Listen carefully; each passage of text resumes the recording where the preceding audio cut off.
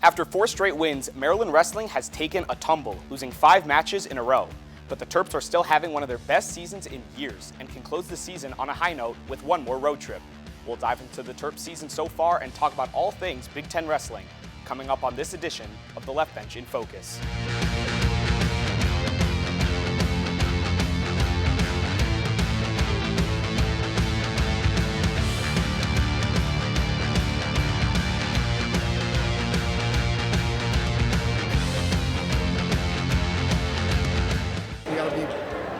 Quick learners so that we can flip a couple of these and put ourselves in position at Big Tens to score points and get to the Nationals.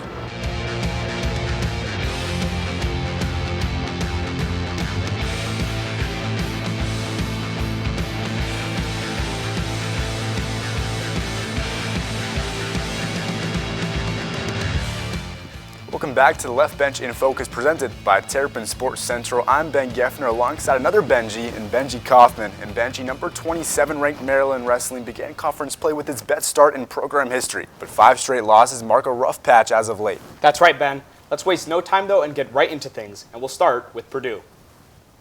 Maryland dropped its final Big Ten dual match of the season, losing 23-14 to Purdue. The Terps never led on Friday night in West Lafayette. Purdue went up 5-0, but after Maryland cut into the deficit, the Boilermakers ran away and extended their lead to 13, going up 19-6.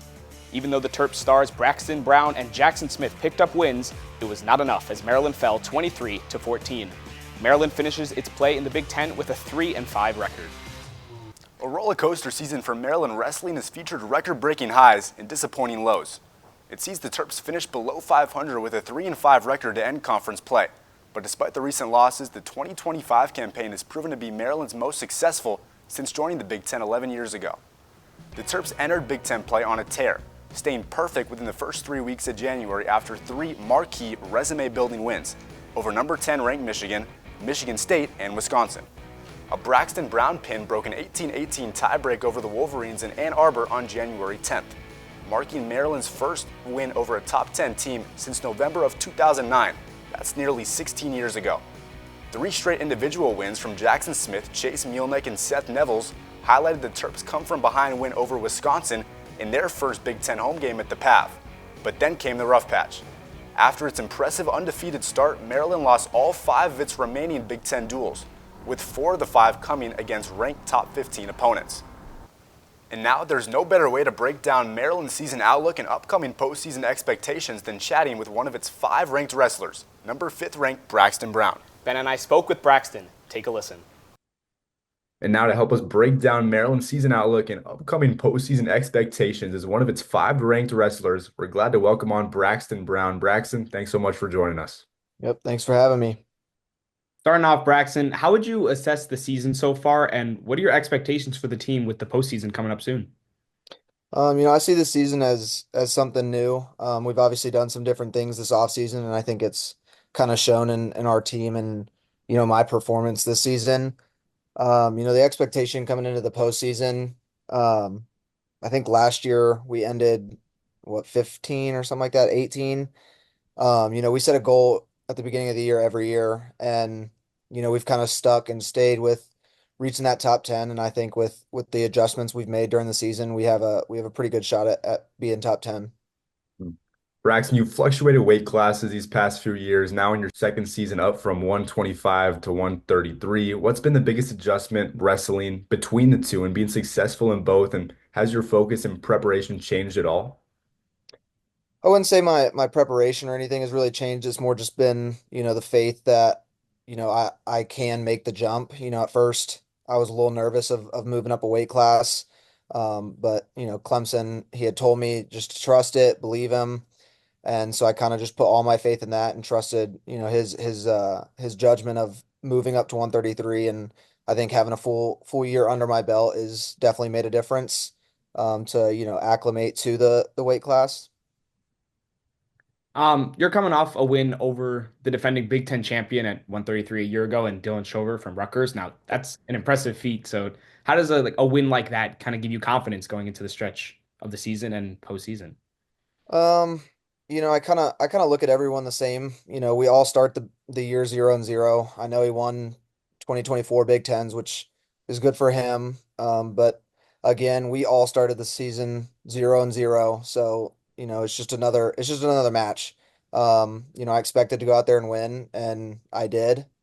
Was it a good match? It was a great match. He's a great opponent. But again, we all start the season 0-0. We all make the adjustments from the previous seasons and whatnot. And so the goal for me is to go in, win Big Tens, and then ultimately go win NCAAs as well. The Terps have a lot of veteran upperclassmen, such as yourself, along with some key newcomers this season as well. How would you kind of grade the growth of this Maryland squad, and what's it been like serving as a role model and mentoring some of these underclassmen thus far? I would say it's more just like the team camaraderie. I think this year is the closest our team has ever been. We're always, hanging out with each other and whatnot and involving each other in anything we do outside of wrestling.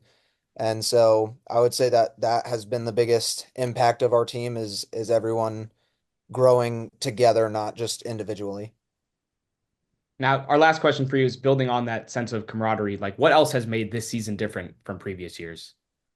A big thing I think that has made this year different is how much fun we've been having. I think these previous 2 years have been just strict, to the practice and whatnot. And I think this year we've played more dodgeball. I think us being together as a team, I think that's just made it more fun. And when you're having fun, you want to keep improving and getting better. And so I think that's a big difference from the years previous to this year's, I think as a team, we're just having more fun together. That's all we got. Thanks so much for joining us today, Braxton. Best of luck throughout the rest of the regular season and postseason. Thank you. Thank you guys for having me. And Benji, it's been great to see Braxton's growth over the past couple years really prove himself into a top-tier talent in the Big Ten wrestling landscape. Yeah, he's been a star this year. Very successful campaign. And we'll stay with us because when we come back, we'll bounce around the Big Ten and see how Maryland shapes up with the rest of the conference. And we'll crown our Terp of the Year so far and show you our top 5 plays. Don't go anywhere. There are 16 million children struggling with hunger in America. That's 1 in 5 daughters, sons, neighbors, and classmates who don't know where their next meal is coming from. Yet billions of pounds of good food go to waste every year. It's time we do something about it. Feeding America is a nationwide network of food banks that helps provide meals to millions of kids and families in need. Visit feedingamerica.org to help them feed even more. Together, we can solve hunger. Together, we're feeding America.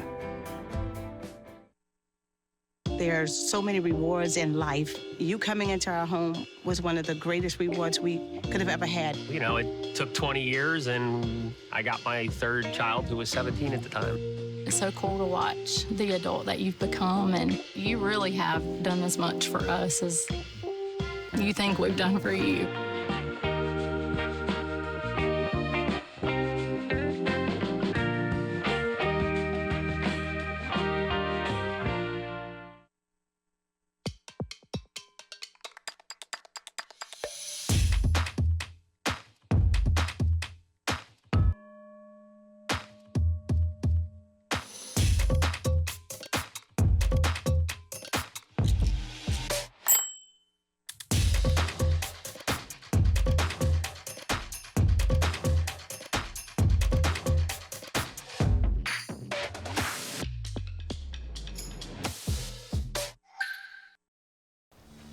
Welcome back to the Left Bench in Focus, presented by Terrapin Sports Central. I'm Benji Kaufman.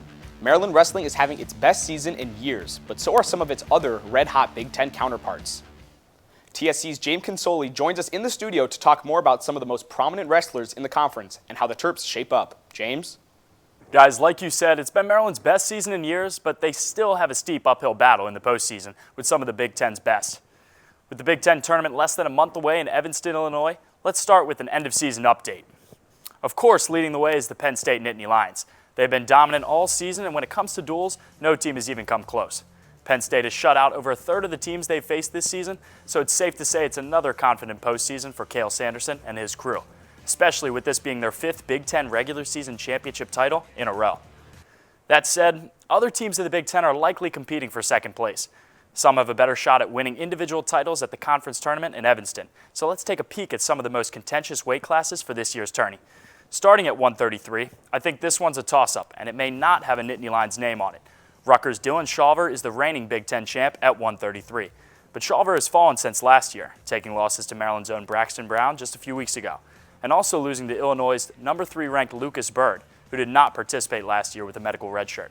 But the guy who seems most probable to take this year's 133 is Iowa's Drake Ayala. The Hawkeye has taken down the top dogs in the division and won his last 13 in a row, with his only loss being out of conference. But now let's move up in weight to 157. This year's most interesting Big Ten class because half of them have been injured in one week or another. Sitting at the top nationally is sophomore Tyler Kasak from Penn State. He's been dominant for the Nittany Lions all season and defeated the guy currently 2 spots behind him nationally. That's Iowa's Ja'Cory Teamer, who was ranked 1 at the time. The scorching sophomore also beat the 5th-ranked wrestler at the time, Nebraska's Antrell Taylor, who is now ranked 4 nationally. But one wrestler has been able to give Kasak his only loss of the season and is the only ranked wrestler at 157 still undefeated. That's Maryland's Ethan Miller, sitting at 19-0 and looking for his first Big Ten championship. Now taking a look at our final weight class, another toss-up, but this one's a little harder to lift in the air. That's the Big Ten's heavyweight class. At number 1 nationally is Minnesota's best pound-for-pound wrestler, Gable Steveson. The former Olympian turned NFL player returned to the Golden Gophers after spending time with the Buffalo Bills. Looking to win his 4th Big Ten championship, he's gotten the attention of UFC legend John Jones. Likely to face the only other undefeated heavyweight and last year's Big Ten champion, Penn State's Greg Kirkfleet, who returned to the Nittany Lions for his final campaign. This one holds all the weight in the sport's heaviest weight class and will likely be the last time these two face off at Big Tens, so it's a big match, no pun intended. All across the board, there are tough postseason matchups for Maryland, but right now they're worried about finishing up their last match of the season versus Drexel and Philly, which is also the location for this year's NCAAs. So Benji's, back to you. Now, James, it'll be interesting to see how Maryland's focus shapes up with all these big names you mentioned in the conference. They still got another non-conference match left up before that. And so James took us around the Big Ten and talked about how the Terps stack up to the rest of the conference, and there's a big reason why Maryland is on the rise. Ben Geffner, that guy that sits next to me, he's over in the studio with more on one of those big reasons. Ben? Yeah, Benji, the Terps are certainly catching up to others around the Big Ten landscape, due in part to head coach Alex Clemson. This is a program on the rise with gradual year-by-year improvements throughout each of Clemson's 6-year tenure in College Park. The former Missouri head coach landed at Maryland in 2019, and the program struggled early. Clemson and the Terps won just 3 total matches across his first 2 seasons at the helm, resulting in a nightmarish 2-25 record in that span, and 0 Big Ten dual wins to match it. But then came the turnaround. Clemson, tabbed as an elite recruiter, hauled in the 8th-ranked 2021 freshman class in the nation, led by Braxton Brown, Jackson Smith, and Ethan Miller. Clemson's key recruits made an instant impact. It translated into 7 and 10 win seasons respectively across the following 2 years, headlined by a November 2022 win over number 16 Pittsburgh to earn the program's first ranked win since 2013. Then, in 2023, the Terps picked up their first Big Ten win since 2016, finishing with a 10-9 record and the most single-season dual wins in more than 10 years. Clemson's growth reached new heights last season, setting program records in points and placers at the 2024 Big Ten Championships, then having 5 NCAA qualifiers represent them weeks later at the National Championships. This year's stacked group of freshman recruits and impressive returners has brought Maryland its most wins in a single Big Ten season since joining the conference in 2014. They even started the season with a program record 3 Big Ten wins in a row. The building blocks are set and it's paying off. Clemson's next goal turned Maryland wrestling into a consistent national championship contender, and Benji, he's not that far off. You touched on it, Ben. Even with the highs and lows of this year, the Terps are looking to become a consistent program after a season like this, and that's all thanks to Alex Clemson. Absolutely. And now to crown our Terp of the Year so far is none other than Ethan Miller. The redshirt junior is a 2-time NCAA qualifier and is looking to make it 3 straight years in the tourney after a monster year. With 1 match left, Miller is 19-0, with one of those wins coming against Penn State's top-ranked Tyler Kasak. He has not dropped a dual match this season and has been perfect in Big Ten play. Miller is now ranked number 6 in his weight class. Congrats to Terp of the Year so far, Ethan Miller. All right, Ben, it's top 5 plays. Let's get us started. Here we go, Benji. At number 5, we have a mat return by number 5 ranked Ethan Miller. He's undefeated for a reason, 19-0 this season, and he slams Jason Kreiser to the ground for an easy 3 points, fulfilling to an 8-2 lead after the first period. Look at one more time, a big-time takedown. And at number 4, we have Braxton Brown pinning down his opponent here at Michigan, not letting him go, just from a guy who's had a monster year. Braxton Brown, great play there.